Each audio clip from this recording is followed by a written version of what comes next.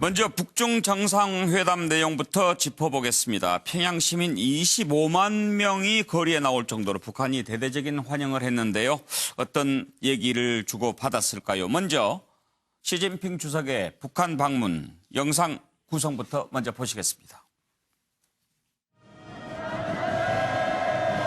낮 12시 환영곡이 울리는 가운데 경의하는 최고령도자 김정은 동지께서는 중국 공산당 중앙위원회 총서기 중화인민공화국 주석 석금평 동지와 감격적인 상봉을 하셨습니다. 경의하는 최고령도자 동지께서는 올해 정초의 뜻깊은 만남에 이어 석금평 동지와 160여일 만에 평양에서 또다시 상봉하게 된 기쁨을 금치 못하시면서 두 손을 뜨겁게 잡으시고 정 깊은 인사를 나누시었습니다. 김정은 동지께서와 석금평 동지께서 타신 무게차가 지나는 여명거리의 연도에서 군정들은 사회주의와 평화를 수호하기 위한 여정에서 특별한 친분관계를 맺으시고 조정 친손의 불멸의 연대기에 진정한 우애와 단결의 장을 끊임없이 펼쳐가시는 조정 최고 용도자 동지들을 우러러 열광의 하늘을 터쳤습니다. 환영곡이 울리는 가운데 경의하는 최고령도자 김정은 동지께서와 이설주 여사께서 석금평 동지 평영은 여사와 함께 5월 1일 경기장 주석단 관람석에 나오셨습니다. 전체 출연자들과 관람자들은 폭풍 같은 만세 환호를 터쳐올리면서 새시대 조중치선의 여정에 휘황한 미래를 펼쳐가시는 조중 최고 용도자 동지들을 열렬히 환영했습니다. 세기와 세대를 이어 지켜온 사회주의에 대한 요라 같은 사랑을 간직하고 영원히 사회주의와 운명을 함께할 우리 인민의 의지를 아름답고 우아한 율동과 기백 넘친 제도, 천변 만화하는 대규모의 대견대로 보여주는 공연은 관람자들의 심금을 울렸습니다. 예, 홍현혁 박사 모시고 얘기 좀 나눠보겠습니다. 어서 오십시오. 안녕하십니까. 나와주셔서 고맙습니다. 네. 영상 보니까 아주 열기가 대단하네요. 네. 평양 시민이 몇 명입니까? 300만 정도 300만. 많이 봐요. 300만이니까 근데 25만 명이 거리에 나왔다고 그러면은 거의 10분의 1 가까이 10분의 1을 저게 이제 직장별로 나오는데요. 예. 직장에서 일손을 놓고 강제 동원이죠. 그렇겠지만 우리도 과거에 제 중학교 때, 예. 초등학교 때 예. 그때 동원된 적이 있습니다. 대통령 미국 오고. 대통령 오실 때 예. 특히. 근데 저기는 아직도 그 시대에 살고 있는 거죠. 그 전에 문재인 대통령 갔을 때보다 더 뜨거운 것 같죠? 문재인 대통령은 이제 동포애로서 맞은 거고 저기는 예. 이제 소위 사회주의 형제애 예. 그리고 지금 중국한테 잘 보여야 먹고 사니까 예. 아마 진심으로 환영했을 수도 있습니다. 중국이 우리의 그 경제를 쥐고 있겠다. 예. 그런 면에서 열렬히 환영해주면 뭔가 돌아올 게 있다. 예. 이렇게 생각할 수 있죠. 하퍼레이드도 그렇고 또 집단체조 관람도 그렇고 전체적인 물론 1박 2일 좀 짧은 일정이지만 아주 열렬하게 환영하는 모습을 봤는데 이번에 환대를 극진하게 한 배경이라고 그럴까? 지금 얘기하신 것 말고 또 다른 어떤 측면이 있을까요? 또 희소성도 있죠. 희소성. 시진핑 주석이 지금 7년 집권한 지 예. 7년 만에 가는 거니까 문재인 대통령 뭐 또 가실 가능성도 있는데 예. 시진핑 주석 여간에서는 이제 다시 안 가겠죠. 다 예. 차기 지도자가든지 모르죠. 시진핑 주석이 이제 3기 집권을 하면 그때 또 갈지 예. 모르지만 5년 동안 1기 때 안 갔고 2기 돼서 2년 차에 이제 가는 거기 때문에 열렬히 환영했고 지금으로서는 미국하고 팽팽한 기싸움을 하는데 푸틴의 지지는 얻었고 예. 시진핑의 지지까지 얻으면 뭐 자청령 우백호 그것도 뭐 김정은이 왕이라 그러면 왕보다 예. 더 센 예. 강대국들을 등에 얹으니까 예. 열렬히 환영하는데 뭐 하여튼 최선을 다했을 것이다. 그리고 무엇보다 경제적으로 대외 교역의 90%가 중국이기 때문에 먹고 사는 걸 쥐고 있으니까 일단 그렇죠. 잘 보여야죠. 예, 예. 이번이 이제 국빈 방문이지 않습니까? 그동안 중국 지도자가 방문했지만 국빈 방문은 이번에 처음이라고 그래요. 네, 네. 국빈 방문의 의미는 또 어떻게 볼 수 있을까요? 국빈 방문은 이제 말 그대로 국가를 강조하는 거죠.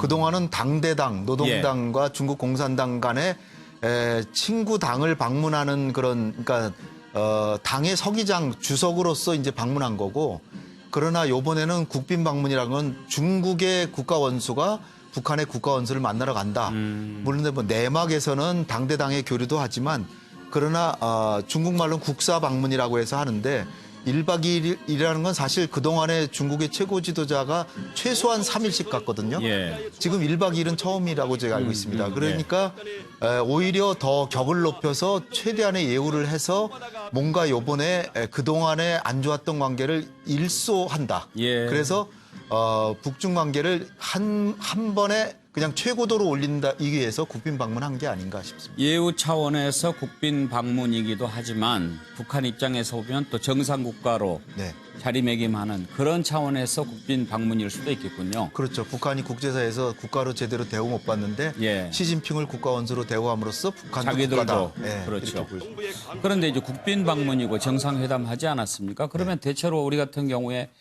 정상회담 끝나면 공동성명이라든지 무슨 뭐 합의문이라든지 이런 것 발표하지 않습니까? 네. 여기는 그런 거 없습니까? 사회주의 국가에서는 사실 뭐 조중 그 동맹 조약 빼놓고는 예. 이렇게 문서로 남길 필요가 있냐? 그거보다 더 진한 게 피와 피의 혈맹이다. 그래서 우리가 굳이 뭐 문서로 남길 필요가 있느냐? 뭐 이런 개념이 아닌가 싶어요. 대체로 과거에도 없습니까? 예, 그렇죠. 과거에 김정일이 여러 차례 갔을 때도 없었고 김정은이 지금 요번에 5번째 만나는 건데 지난 4번에 한 번도 공동 뭐 선언문 이런 건 없었기 때문에 그렇군요. 이 요번에도 아마 안 나오지 않을까. 물론 금년이 그 70 북중 수교 70주년이니까 뭔가 새로운 70년을 다짐한다. 뭐 이게 뭐가 나올 수도 있겠지만 제가 볼 때는 없지 않을까 싶습니다. 예. 자, 이제 가장 궁금한 것은 과연 이제 두 사람이 무슨 얘기를 나눴을까 하는 건데 가장 중요한 내용이라고 하면 어떤 걸까요? 시진핑은 한반도의 평화에 개입할 수 있는 여지를 얻으면서 북한이라고 하는 카드를 양면 카드를 얻어서 트럼프 대통령을 만난다는 의미가 있고요. 양면 카드라는 건 하나는 북핵 문제를 지금 경색 국면인데 대화로 나오게 끌어들이는 트럼프에 대한 선물, 또 하나는 북한에 대한 제재를 사실상 무색하게 할 수 있을 정도로 북중 관계를 강화하면 트럼프의 북핵 문제 해결은 완전히 물 건너가는 거거든요. 예. 압박과 제재 위주인데 북한의 대외교역의 90%를 차지하는 중국이 실제적으로 협력하기 시작하면 경제 협력을 하면 북한은 제재 압박을 전혀 느끼지 않는다. 따라서 트럼프에 대한 어떤 압박 카드 이 두 개를 동시에 시진핑은 쥐게 된 거고요. 예. 또 하나 시진핑 또 얻은 게 홍콩 문제로 지금 굉장히 범죄인인도 굉장히 곤란한 처지인데 북중 관계를 저렇게 일거에 올려 세움으로써 관심을 저쪽으로 돌리는 그런 효과도 있고 김정은으로서는 하노이의 이 절대 오류를 범할 수 없는 절대 지도자로서 오류를 범했기 때문에 이 시진핑 주석의 구강을 받아서 외교적인 업적을 일거에 세우고 그다음에 먹거리를 챙기는 그런 차원이 있기 때문에 과연 얼마나 경제 지원이 갈지는 두고 봐야 되겠지만 여기서 만약 시진핑 주석의 마음에 따라서는 사실상 제재가 무색하게 할 수도 있기 때문에 김정은 위원장으로서는 굉장히 자기의 지도력을 정당성을 강화하는 계기다. 이렇게 생각되고 또 미국에 대해서도 미국의 압박에 굴하지 않는다. 푸틴도 내 뒤에 있고 시진핑도 뒤에 있으니까 압박하면 나는 버티겠다. 이런 또 대미 카드도 얻게 된 셈이죠. 홍 박사님 말씀을 들어보니까 이제 두 사람이 이번 회담을 통해서 어떤 얘기를 주고받았을지 그리고 또 어떤 득실이 있었을지 이런 부분들이 좀 짚어지는데 이제 우리가 좀 궁금해하는 것은 과연 한반도 평화와 비핵화와 관련해서 이제 곧 또 트럼프 대통령을 시진핑 주석이 G20에서 만나지 않습니까? 그때 이제 혹시 김정은 위원장의 어떤 그 진전된 메시지를 가지고 가지 않겠는가 하는 전망을 해볼 수 있는데 그 가능성은 어떻게 보세요? 일단 시 주석은 기본적인 선물은 마련한 거고요. 첫 번째는 인내심을 발휘하겠다. 사실 김정은 얘기는 작년 1년 동안 한반도의 평화 안정을 위해서 적극적인 노력을 했는데 그 유관국, 즉 미국이 상응한 조치를 굉장히 기대에 미흡하겠다. 따라서 매우 실망스러운데 그럼에도 불구하고 인내심을 발휘하겠다. 그 얘기는 추후에 도발하지 않겠다는 얘기는 일단 하나의 선물이고요. 두 번째는 인내심을 가지고 서로 상호 관심사를 마주보며 얘기해서 성과가 있도록 노력하겠다. 대화를 하겠다는 거기 때문에 실무회담으로 나올 명분을 김정은이 이제 갖고 실무회담으로 지금까지 북미 간에 대화가 안 된 거는 북한이 대화를 원하는데 안 된 게 아니라 미국은 실무회담을 계속하자고 제안했는데 북한이 안 한 거거든요. 예. 근데 이제 김정은을 대화로 끌어들인 그런 성과가 기본적으로 있는 것이고 그다음에 이제 공개 발표는 안 됐지만 김정은 위원장이 트럼프 대통령의 귀에다가 얘기해달라고 하는 만약에 실무회담 되고 정상회담이 되면 지금 이를테면 영변 플러스 알파에 해당되는 알파에 대한 얘기를 예. 만약 했다고 예. 하면 그거는 그야말로 선물이 되겠죠. 그렇죠. 근데 그거의 여부는 지금은 아직 우리가 알 수가 없습니다. 예, 우리 패널들께서는 또 어떤 점을 궁금해 하실까요? 정태근 의원. 질문보다도요. 예. 저는 그 홍 박사님 생각하고 조금 차이가 있는 게 예.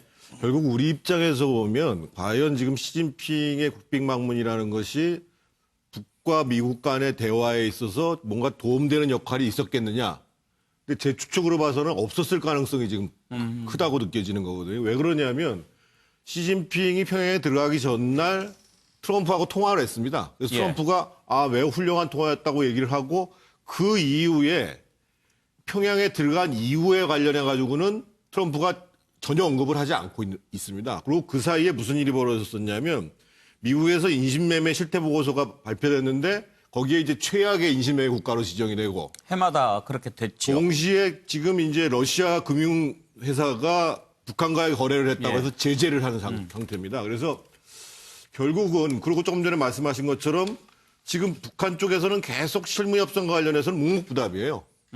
그리고 또 한 가지 좀 안타까운 게 뭐냐면 우리 대통령께서는 트럼프 대통령 방한 전에 김정은을 한번 만나고 싶다라고 말씀하셨는데 그것도 대답도 없고 또 트럼프 이 시진핑 주석이 방한할 계획도 또 없어요. 우리 한국을 방문할 예, 계획이 예. 없다라는 거죠. 그런 거 봐서는 여전히 지금 상당한 기싸움만 계속 진행되고 있는 것이 아닌가. 그리고 오히려 북미 대화에 무슨 촉진을 하거나 이런 측면보다는 철저하게 시진핑은 자신의 그 입장에서 이번 북한 방문들을 활용한 것이 아닌가. 저는 그런 평가를 하고 싶습니다. 홍인혁 박사는 지금 정태근 의원 의견에 대해서 어떻게 생각하세요? 물론 그런 측면도 있죠. 예. 지금 미국이 이제 볼멘 소리를 행동으로 했는데 하나는 러시아 금융기관이 북한의 무역회사의 자회사에 계좌를 열어줬다라고 러시아 회사를 제재를 가했고요. 예.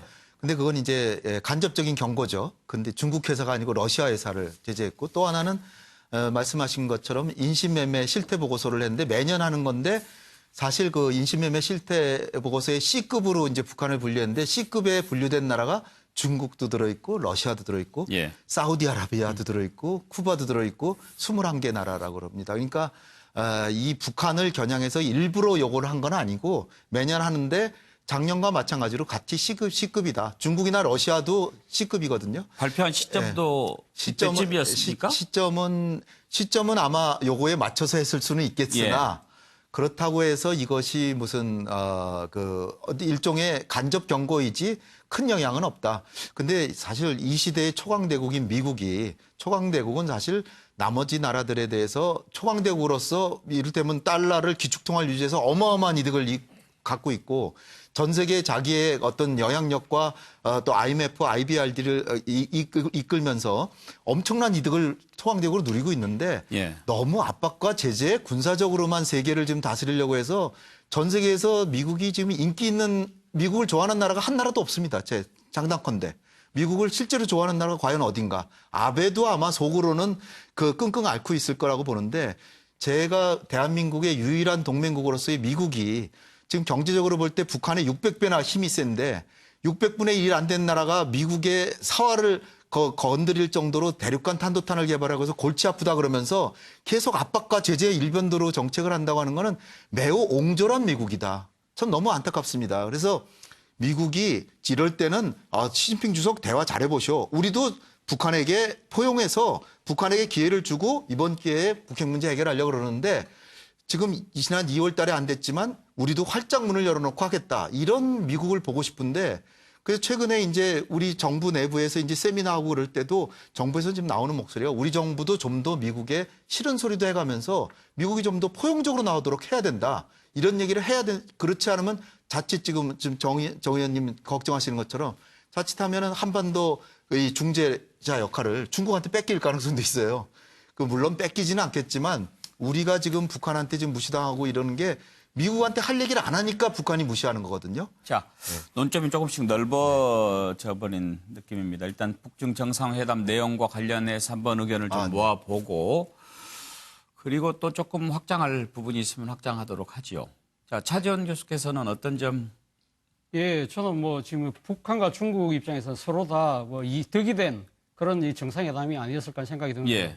북한 입장에서는 일종의 이 딱의 기한을 아마 반갑게 예. 맞이했을지 않았을까. 중국말로 딱이라는 것이 형님의 기한 아닙니까? 예. 그동안 사실 이 지금 그 시진핑 체제가 출범하고 나서 7년 동안 북한을 방문하지 않았거든요. 북한 입장에서는 사실 어떻게 보면 비빌 언덕이 그동안 없었던 것이죠. 그러나 이제 그 시진핑 주석이 이번에 북한에 방문해서 힘 닿는 데까지 돕겠다고 이야기를 했거든요. 그렇다고 한다면 여기에 대해서 지금 김정은 국무위원장이 뭐라고 이야기했냐면 인내심을 이야기를 했단 말입니다. 그렇다고 한다면 다음 주에 지금 시진핑 주석과 트럼프 대통령하고 오사카에서 그러니까 미중 정상회담이 있지 않습니까? 거기에 아마도 모르긴 몰라도 지난번 하노이 회담에 결렬되었던 영변, 이 핵 사찰뿐만 아니라 플러스 알파 정도를 아마 시진핑 주석을 통해서 건넸을 가능성이 높다는 것이 관련 전문가들의 예측이라고 한다면 아마 북한 입장에서는 거의 지금 기한한 따그 중국을 믿고서 그러나 조금 더 한 걸음 내릴 수 있었던 것이 아닐까라는 생각이 들고요. 반면에 이 중국 입장에서도 사실 나름대로 득이 됐던 부분이 제가 숟가락 올리기라고 그랬는데 그동안 지금 그 비핵화 협상과 관련해서 미국과 북한 둘이 또 거기다 플러스 알파로 우리 대한민국이 지금 3자만의 그 대화가 됐었는데 이번에 그 시진핑 주석이 북한을 방문함으로써 이런 이야기를 했어요. 그러니까 노동신문에 조선반도 문제의 그 정치적 해결 의지라고 그랬는데 지지한다고 그랬는데 이 조선반도 문제라는 것이 비핵화 문제뿐만 아니라 평화협정의 문제도 있다. 그렇다고 한다면 평화협정 문제는 그러니까 휴전협정의 당사자인 중국도 끼어들 수 있다. 그렇기 때문에 자신들이 당사자로서 한반도 문제에 깊숙이 개입할 수 있는 하나의 여지를 만들었다. 그런 측면에서 본다고 한다면 둘 다 덕보는 일종의 윈윈의 결과를 갖고 온 것이 아닐까. 그것이 결국 우리한테 어떤 결과가 올지는 결국은 우리가 이 국면에서 상당히 외교를 잘해야 될 그런 측면이 있는 것이죠. 예, 지금 차지영 교수 말씀하신 것은 아까 홍현익 박사께서 말씀하신 대로 두 나라가 다 그런저런 이제 뭐 이해관계가 맞아 떨어지는 그런 측면이 있을 것이다. 이렇게 이제 분석을 해 주신 것 같고 혹시 나는 좀 의견이 다르다 생각하시는 분 계신가요?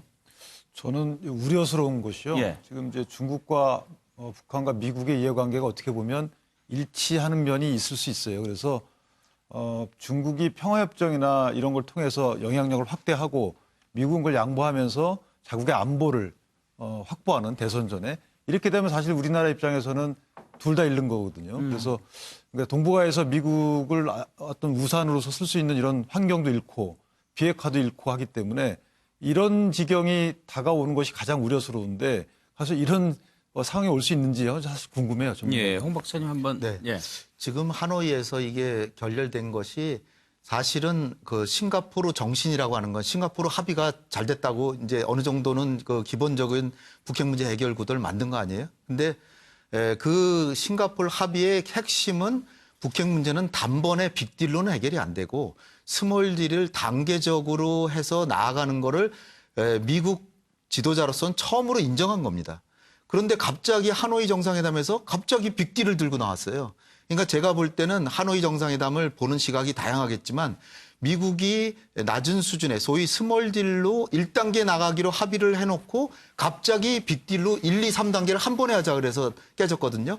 근데 그거를 뭉뚱그려서 보면은 결국은 북한의 입장은 자기의 체제 보장과 북미 관계 정상화가 같이 아울러지면서 자기가 경제 발전하는데 미국이 도움은 안 주더라도 제재라도 조금 해제를 해주고 이것만 엮어지면 비핵화로 간다는 거거든요. 근데 트럼프 대통령이 자기의 국내 정치 문제로 이거를 빅딜로 그냥 감싸 안아가지고 결국 결렬시켰는데 중국의 개입이라고 하는 거는 이게 다시 한반도 평화협정이라고 하는 북한의 체제 보장 측면과 북미 관계 정상화 측면, 그다음에 제재 완화. 제재 완화는 안보리 제재를 지난번에 5개를 요구했는데 5개 그건 아니더라도 개성공단 개개나 금강산 관광을 풀어줌으로써 미국은 안보리 제재는 놔두더라도 제재 완화를 남북 관계에서 풀어주고 그다음에 연락사무소 설치하고 종전선언 해주면 비핵화를 상당히 얻을 수 있다. 이렇게 나아갈 수 있는 길을 시진핑이 지금 열고 있는 것이다. 따라서 균형 있게 북한의 안보 고려를 하면서 이 비핵화가 나갈 수 있는 길이 비로소 다시 열렸다는 측면에서 보면 시진핑 주석이 지금 트럼프 대통령에게 전하는 거를 트럼프 대통령도 사실은 자기가 체면 세우고 다시 대화로 복귀하고 싶은데 시진핑 주석의 중재로 트럼프 대통령이 문재인 대통령을 통해서 다시 김정은에게 메시지를 전하면 북미 실무회담과 정상회담으로 갈 수 있는 길이 열리기 때문에 지금 3개월 반의 경색 국면이 풀린다는 걸 보면 나름의 도전적인 요소는 있지만 그래도 북핵 문제와 한반도 평화체제가 동시에 풀려가는 길이 지금 열렸다라는 긍정적인 측면이 훨씬 더 크다. 그런 점을 저는 보고 싶습니다. 저도 한마디 좀 예. 하고 싶은데요. 그러니까 앞에 분들이 아마 이제 중국의 역할에 대해서 저는 좀 과도하게 평가하고 있지 않나 봐요. 예. 왜냐하면 물론 나중에 이제 중국이 이제 정전협정의 당사자라고는 이제 직접 했기 때문에 아마 평화협정에 체결할 때는 갈 것 같은데 현재 중국이 처한 입장이 보면 그렇게 녹록한 상황이 아니거든요. 어찌 보면 이제 내 코가 석자를 할 수 있는 상황인데 미국과의 어쨌든 무역 전쟁에 있어서 좀 열세인 상황입니다. 화해 사태도 그렇고 그렇게 본다 그러면 지금 이 G20 회의를 앞두고서 미국에 뭔가를 제시할 카드 정도가 되지 이 국면을 이끌어 나가는 그러니까 3자 간의 구도가 4자 간으로 변경될 만한 상황은 아닌 것 같다. 지금 박사님 말씀처럼 이게 지금 회담이 지금 정체되어 있는 상황을 어떤 새롭게 만드는 그런 계기는 될 수 있을지 모르겠지만 지금까지 3자 간의 구도 이루어졌던 것들을 확 뒤집어서 4자 간의 구도로 만들 정도로 중국이 아주 깊숙하게 개입하겠느냐. 저는 그거에 대해서 조금 의문이 있거든요. 그 부분은 어떻습니까, 교수님? 네, 중국의 역할이 지금 중국은 사실은 자기의 관심이 쌍계 병행이잖아요. 예. 그러니까 지금까지 북핵 문제만 가지고 자꾸 얘기를 하는데 결국 북한의 안보가 보장이 안 되면 북핵 문제 해결은 안 된다. 북한이 안 하니까.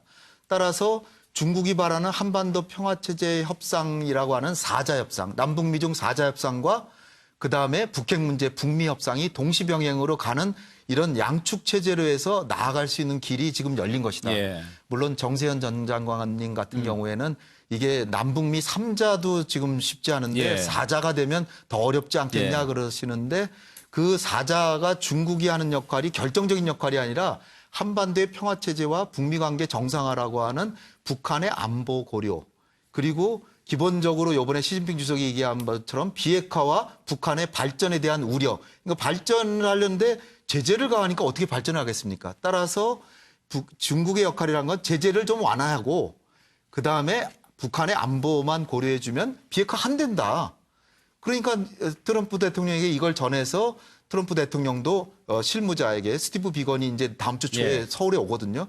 스티브 비건이 다음 주에 최선이라든지 판문점에서 만나면 좋겠는데 과연 만날지는 모르겠지만 미국도 사실은 노력을 하고 있는 거죠. 물밑에서 하니까. 예. 초강대국이니까 체면을 지키려고 적극적으로 대화한다고 안 할 뿐이지 실질적으로 대화는 하고 싶어 한다는 걸 볼 때 시진핑 주석의 방북을 계기로 이것이 딩검다리가 돼서 북미 간에도 대화의 물꼬가 트이고 예. 남북 간에도 정상회담까지도 갈 수 있는 그런 역할을 여지가 할수 있기 있을 때문에 것이다. 저는 긍정적인 요소가 더 많다. 박원석 의원께서는 어떤 점을 짚어 보시겠습니까? 앞서 이제 홍 실장님 말씀하신 거에 대체로 공감을 하고요. 그래서 관건은 이게 북미 간의 다시 비핵화 대화로 정상회담으로 가느냐 아니면 아직 멀었느냐 이 문제일 텐데 대체로 이제 궤도에 들어간 게 아닌가 싶습니다. 어쨌든 정치적 해결을 강조하고 또 이번에 이제 시진핑 주석의 메시지 중에 합리적인 안보 그리고 경제적 발전에 대해서 할 수 있는 모든 지원을 하겠다. 근데 이제 전제는 핵 문제가 해결된다면이라는 괄호 속의 전제가 있겠죠. 그런 면에서 봤을 때 중국이 지금까지 주로 남북미 구도로 왔던 이 비핵화 대화에 보다 적극적인 개입 혹은 중재 역할을 하려고 들 것 같아요. 근데 중재 역할을 하려고 드는 것하고 실제 그런 역할을 할 수 있느냐하고는 조금 이제 이 거리가 있을 수 있겠죠. 그거는 쌍방이 다 인정을 해야 그런 중재 역할을, 그 중재력을 발휘할 수 있는 건데 과연 미국이 중국에게 그 정도까지 이 역할을 내줄 건가 이건 앞으로 지켜봐야 될 것 같고요.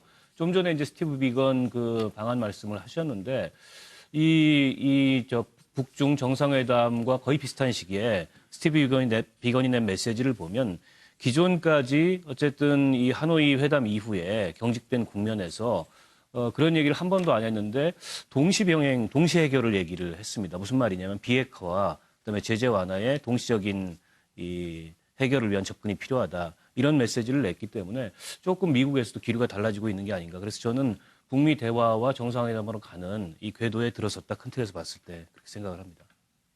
예, 최경철 의원.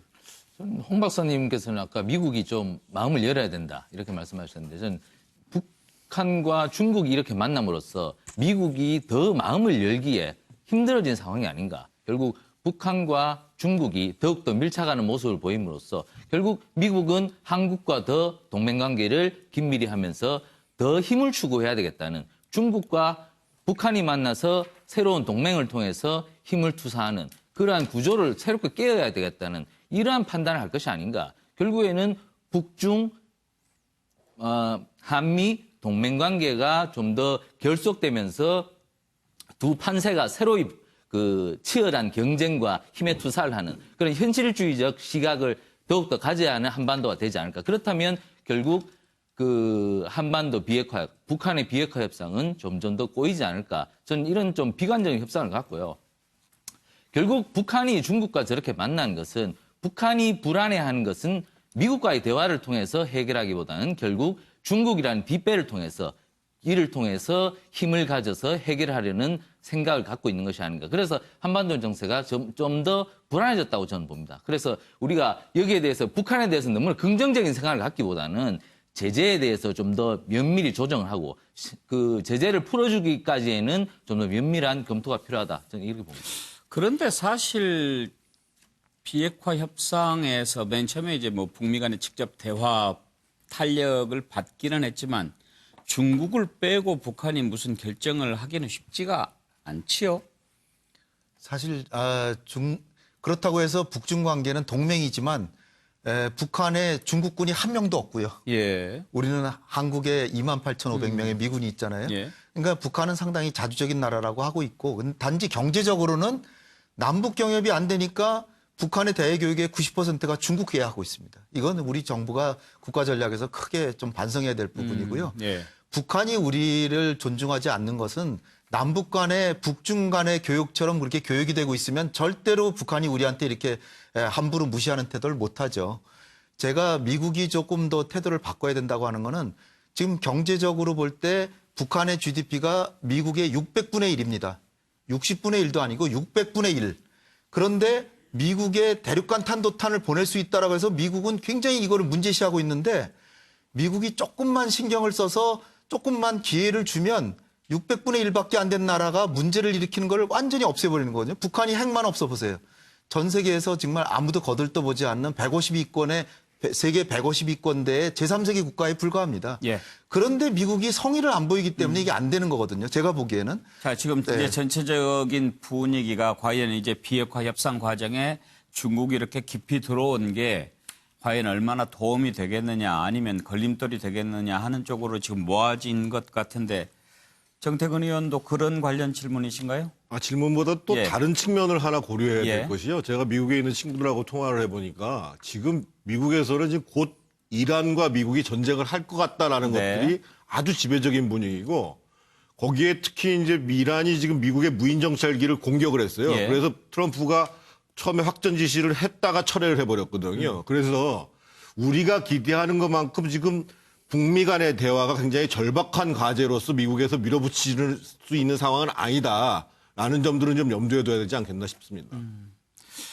예, 이제 아무튼 뭐 우리의 관심은 과연 비핵화 협상과 관련해서 중국이 어느 정도나 북한의 뜻을 전해주고, 또 그 과정에서 우리는 또 지금 남북 정상회담을 추진하고 있잖아요. 네. 이번 북중 정상회담이 남북 정상회담을 갖는데 더 도움이 될 거라고 보십니까?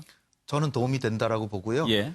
우리 정부에서는 아직도 지금 오사카 G20 정상회담 이전에 한 일주일 이상의 시간이 있기 때문에 김정은 위원장이 결단만 내리면 판문점에서 비공식적으로라도 원포인트 예. 정상회담이 된다. 예. 근데 그 가능성이 50%는 안 되는 것 같아요. 그러나 시진핑 주석과 문재인 대통령이 오사카에서 만나고 시 주석이 트럼프 대통령한테도 브리핑을 하고 예. 물론 북미 무역 협상이 더 큰 주제겠지만 전달이 되고 그다음에 한미 정상회담이 되면 그 뒤에 트럼프 대통령이 제가 생각하는 대로 정말 미국이 조금 더 이렇게 그 북한의 문제를 해결하는데 성의를 보인다면 예. 저는 김정은 위원장도 완전히 자기 입장을 고수하진 않았을 거라고 보고 실무회담을 거쳐서 북미 정상회담이 가을 이전에는 충분히 될 수 있다. 그런 쪽에 저는 무게를 싣고 싶습니다. 만약 3차 북미 회담이 열린다면 그 전에 남북 정상회담이 있을 것 같습니까? 그전엔 반드시 있죠. 예. 그전엔 반드시 있는데 지금 이번 주나 다음 주 초까지 다음 주에 정상회담이 있을 것이냐 예. 아니면 7월 말 전에 있을 것이냐 저는 둘 중에 하나라고 보고요. 예. 더 늦게 간다는 것은 이게 경색 국면으로 가는 건데 그거는 제가 바랄 수가 없고요. 예. 문제는 미국도 북한을 완전히 믿으라는 게 아니라 트럼프 대통령이 존경하는 레이건 대통령도 소련하고 군축회담할 때 일단은 믿고 그다음에 검증하라 했거든요. 근데 지금 미국의 태도는 뭐냐면 일단 불신하라. 그리고 또 검증해라. 합니다. 예. 그러니까 미국의 정통 보수에서 벗어난 거예요, 지금. 보수적인 색채에서 벗어나서 네오콘적인 색채로 지금 대북 정책을 보는 분위기가 미국의 상류층에 만연해 있기 때문에 북핵 문제가 안 풀리는데 우리 정부도 미국을 좀 더 설득해서 미국이 좀 더 개입하고 관여해서 기회를 주고 그다음에 스냅백 제도를 도입해서 북한이 약속을 안 지키면 다시 제재 가하면 되니까 그런 방식으로 미국이 길을 열어준다면 북핵 문제 해결도 좀 될 수 있다 이렇게 봅니다. 알겠습니다. 여기까지 하죠. 오늘 뉴스와이드 첫 번째 이슈로 북중 정상회담과 관련해서 이것저것 짚어볼 만한 부분 세종연구소 홍현익 외교전략연구실장 모시고 함께 짚어봤습니다. 오늘 나와주셔서 감사합니다. 감사합니다. 예.